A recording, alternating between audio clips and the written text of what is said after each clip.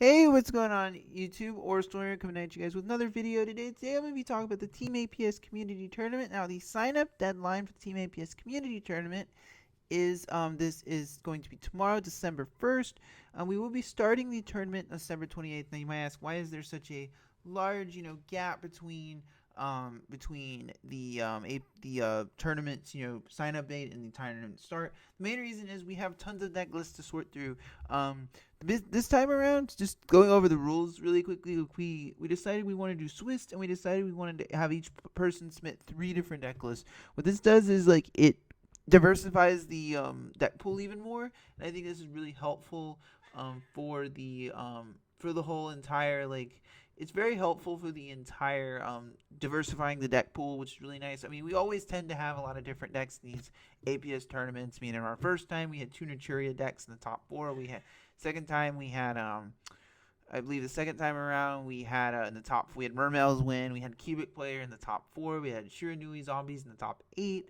So, however, if you get the idea, we had about 200 people in the groups, give or take. We're somewhere between 400 and 600 deck lists to sort through. That is a lot, so it's one of the reasons why we're taking so long, because we have to make the bracket, we have to get everything sorted out, and I'm really happy with the way things have gone. We able to get so many people interested and so many people probably submitting deck lists. But if you haven't already submitted, but as far as coverage, when we do this tournament, does start in late December, December 28th. I will be, taking replays and probably doing commentaries with some of the guests you've featured in the past. So it's something to definitely remember. I'll be having some people from the previous commentaries back on board. People like Robert, people like Sean, all these people will kind of be back on board, helping me with some of the commentary. And the other thing, important thing to, so as far as the deck list I chose for the tournament, I knew going in, I didn't know sure what my third deck list was going to be, but I knew going in I wanted to pick an OTK deck and something a bit more controlling. So the decks I chose in the case of the OTK deck, I felt the best and most consistent OTK deck was definitely Fluffles. Now, obviously, there are other card decks I could have gone with, maybe Cosmos, but the biggest thing is Fluffles have gotten so many more consistency cards. I mean, as if Wings wasn't enough, you get if you look at the main deck, you got Penguin, which allows you to make Bahamut Shark and totally awesome, which is really good. The other important thing is that you got as far as you also got Fright for Patchwork, which is just an insane card. Being able to search in any edge imp and a polymerization from your deck to your hand is absolutely amazing, and it's searchable, which is just nutty on top of itself. Then you also in the extra you have Kraken, which gives you another little 8 for your number 38 plays. You have Foolish Burial Belongings also in the main deck, which allows you to send your toy vendor to search any piece you need. On top of that, you also have besides totally awesome, you also have some other cards like one of the new Predator Plant fusions that can slap a Predator Clan or negate effects. Overall, I feel like Fluffles are the best all-around OTK deck. Well, if you look at all the OCG support, that's one of the reasons I went with them for my OTK deck. I feel like if they have a force to go first, I have enough plays to where my board won't be totally bad, and I feel like it was the most consistent way to go with the deck. The second deck I chose was Magispector Wind Witches for a bit more control deck. The reason I went with this deck is I feel like I've never really. I go back and forth whether I dislike or like Magispector, but overall, I like Magispectors to an extent.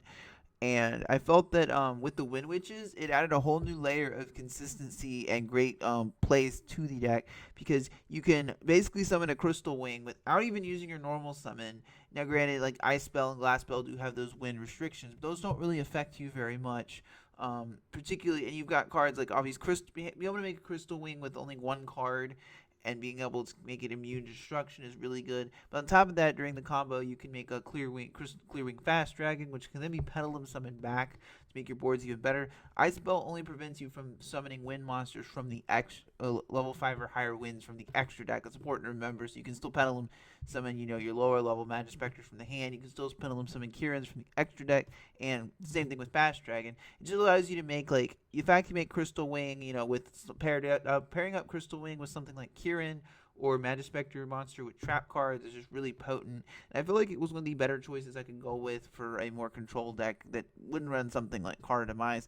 For my third deck, was kind of torn between two decks. I was thinking about maybe playing Metal Foes, kind of a more standard Metal Foe deck, but I decided to go with, when I saw all the new Magicians of Sport, that was the deck I knew I wanted to go with. You guys know Odd Eyes Magicians are probably one of my favorite decks. It's probably my absolute favorite deck. And the new Magician support is insane. Adds so much consistency to the deck. You have consistent 1/8 scales, so like you don't have to play a lot of the Odd Eyes engine and as much of the Odd Eyes engine anymore. The new spell and trap cards are incredibly good. They have some really good level 6 and level 7 monsters, and it just, I felt like it felt right to just pick Odd Eyes Magicians as one of my calls. But comes about to the, but obviously all three of these decks, depending on how I will profile probably all of them at some point in the future for you guys. But anyways, it's just gonna video to let you guys know the Team APS tournament. Its deadline date is tomorrow, so make sure if you haven't signed up already, sign up and be sure to look forward to in January we have all the coverage. I'm sure you guys look forward to that. Anyway, guys, as always, thank you guys for watching. Orstorm signing out.